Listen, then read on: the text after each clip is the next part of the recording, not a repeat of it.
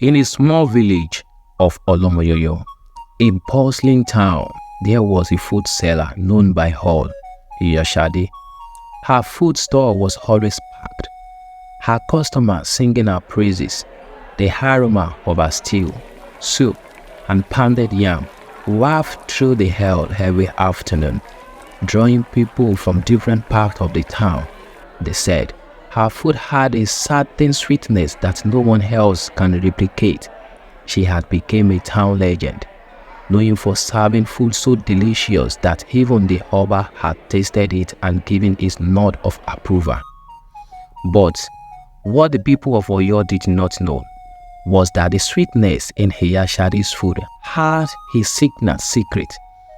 Iyashade lived in a modest compound at the edge of the town. Her only daughter, Titi, often helped her at the store. Titi was a quiet girl, observing everything but saying little. One evening, after a long day of serving customers, Titi noticed something strange as she helped her mother cleanse the kitchen.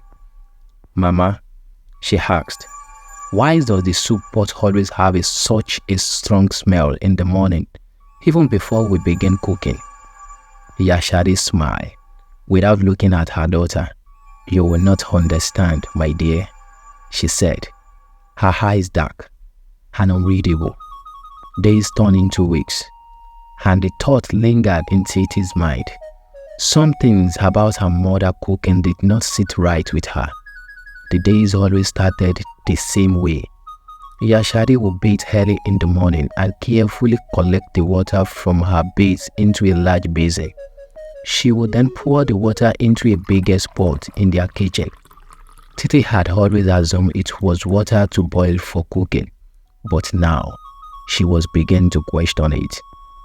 One fateful morning, after watching her mother pour the bath water into the pot again, Titi could not hold her curiosity any longer. When Iyashade left the kitchen to gather ingredients from the market, Titi uncovered the pot.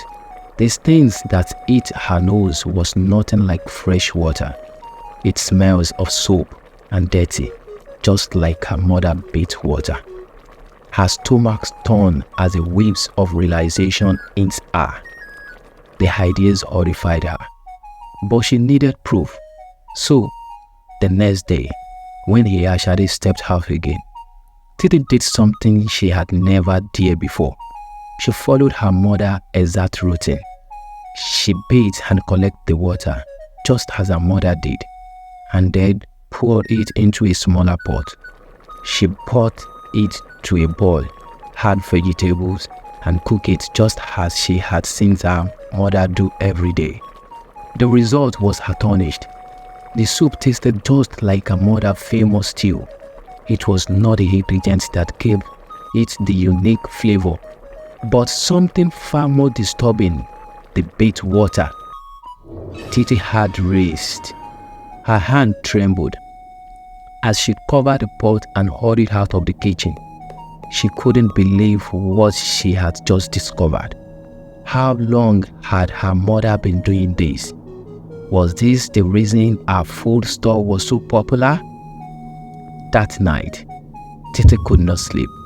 She tossed and turned, haunted by the image of customers enjoying food made with such beauty. She knew she could not keep this secret, but how could she expose her own mother? Iyashade was beloved by the town, and revealing the truth would be destroying their family reputations. But how could she continue to let people eat food prepared in such an evil way? As dawn approached, Titi made up her mind. She needed to confront her mother, even if it meant tearing their world apart. The next morning, she awaited until they were alone in the kitchen. "Mama, I know what you have been doing," Titi said, her voice shaking. Iyashade stopped. For a moment, there was only silence, then a slow, deliberate sigh. "You did not understand, Titi," her mother said softly, not turning around. "What is there?" to understand, Mama. You have been using your beet water to cook. How can you do something like that? It is wrong. Yashade turned to face her daughter, her eyes filled with a mixture of sadness and something else, something darker. Do you think I wanted to do this? She said quietly. Do you think I had a choice? Titi stared at her, confused. What do you mean? Yashade sighed again and sat down, heavily on a wood stool.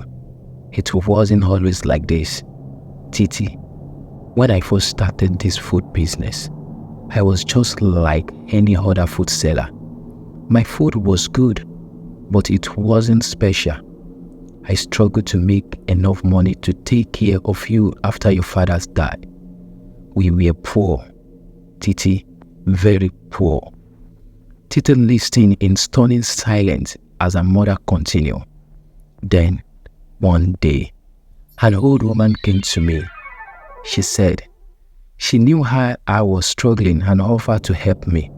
She told me about a ritual, a way to make my food irresistible to anyone who tasted it. At first, I did not believe her, but I was desperate. She gave me a charm and told me that every time I cooked, I had to use water from my beet. It sounded strange, and it sounds strange, but she promised it worked.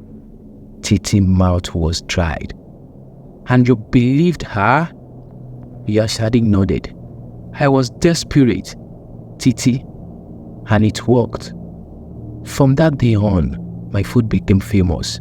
People flocked to my store. We had money. We had everything we needed, but there was a price, Titi. There is always a price. Titi could hardly breathe. What is the price, Mama? Yashade's eyes filled with tears. The old woman warned me that if I ever stopped using the beet water, everything would fall apart. Our business would crumble and I would lose everything. Maybe even you, Titi. Titi shook her head in disbelief. Mama, you do not need to keep doing this. We can find another way. You are poisoning people. Her mother face hardened. You think it is that easy? Or it is that simple? Do you know what will happen if I stopped? The charm would backfire and everything I have gained will be taken from me. The customer will stop coming and we will be ruined. Titi was silent for a long moment. Then, she stopped up. Her resolve hardened. I cannot let you keep doing this, Mama. People need to know the truth. Yashade's face twisted with anger and fear. You can't. You will destroy everything. But Titi had made up her mind. She left the kitchen. Her mother's desperate cries echoes in her ear. The following day, Titi did not go to the store. Instead, she went to a local chief who had been family friends. She told him everything about the beet water, the old woman, and the charm. The chief was horrified and immediately called for a town meeting. That afternoon, the town gathered in the square. Whispers filled the air, and the chief stood before the crowd. His face crimsoned. My people, he began, we have been deceived. He told them everything Titi had confessed, and the crowd gasped and disbelieved. Some were angry, and others were in shock. But all were horrified by the revelation. Yashade was brought before the crowd. Her face with tears streaked. She tried to explain, to plead for mercy, but the damage was done. The people of Oyo could not forgive her betrayal. From that day on, Yashade's food store was abandoned. No other dared to come near her or her food. Her once thriving business crumbled, and the family was left in ruins. As for Titi, She left Olomoyoyo village, unable to bear the shames of what has happened. She hoped that one day she could start over, away from the darkness that have consumed her family.